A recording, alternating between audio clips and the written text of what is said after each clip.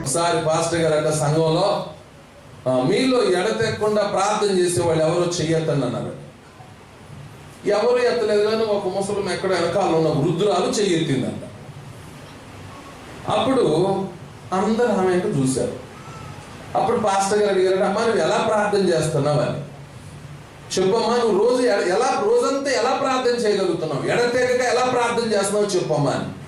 అప్పుడు ఆమె చెప్పిందంట, అయ్యా ఉదయం లేవటమే మోకరించి ప్రార్థన చేస్తా, ప్రార్థన చేసి చీపురు పట్టుకుంటా, ఇల్లంతా ఊడుస్తా, ప్రభువా నా హృదయం అంతా ఎలాగా ఊడు అని ప్రార్థన చేస్తుందంట. పాత్రలన్నీ బయట వేసుకుంటుందంట తోముతూ, ప్రభువా ఈ మట్టి అయిపోయిన మురికిగా ఉన్న పాత్రల్ని నేను ఎలా శుభ్రం చేస్తున్నానో నన్ను కూడా అలా శుభ్రపరచు ప్రభువా అని పాత్రలు తోమేటప్పుడు ప్రార్థన చేసుకుంటూ పాత్రలు తోముతుందంట. ఆ తర్వాత పొయ్యి మంటేస్తూ, ప్రభువా నన్ను కూడా ఇలా మండించు నాయన, నాలో ఉన్న ఆ పైన వండే కూరలు కూడా నన్ను ఇలా రుచిగా మార్చు నాయన. ఇలా తాను ఏ పని చేస్తే ఆ పనిలో తాను అలా మలుచుకొని ప్రార్థించిందంట రుద్రాలు. అందరూ ఆశ్చర్యపోయారు.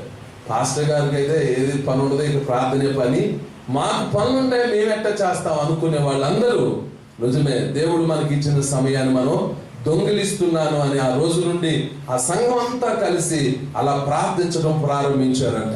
దేవుని బిడ్డలమైన మనం మన ఇళ్లలో ఉన్న దుర్మార్గత పోవాలి, మన ఇళ్లలో ఉన్న సాతాను క్రియలు పోవాలి, మనల్ని వెంటాడే శక్తి నుంచి విడుదల పొందాలి. అది ఒట్టిగా పోవు కానీ ఏం చేయాలి? బైబిల్లో ఒక మాట ఉంది, దేవునికి లోబడి ఉండుడి, అపవాదిని ఎదిరించండి. సాతాను ఎదిరించాలంటే సైతానంటే పోదు. మనం ఏం చేయాలి? దేవునికి లోబడి ఉండాలి, అపవాదిని ఎదిరించాలని. మనం దేవునికి లోబడకుండా, మనం దేవుని మాట వినకుండా, మనం దేవుని మీద ఆధారపడకుండా సమస్తను సాతాన్ని జయించలేం. ప్రేమ కలిగిన మా ప్రియ పరలోకపు తండ్రి, మీకు వందనాలు. ఈ రోజు నన్ను ప్రార్థనా పరులుగా చెయ్యి ప్రభువా. ఈ రోజే ప్రారంభిస్తున్నాను, నేను ప్రార్థనా పరులుగా ఉండాలని, ప్రార్థనతో నా జీవితం కొనసాగించాలని, ప్రార్థన ద్వారా లోకాన్ని పాపాన్ని సాతాన్ని జయించే జీవితం నాకు కావాలి.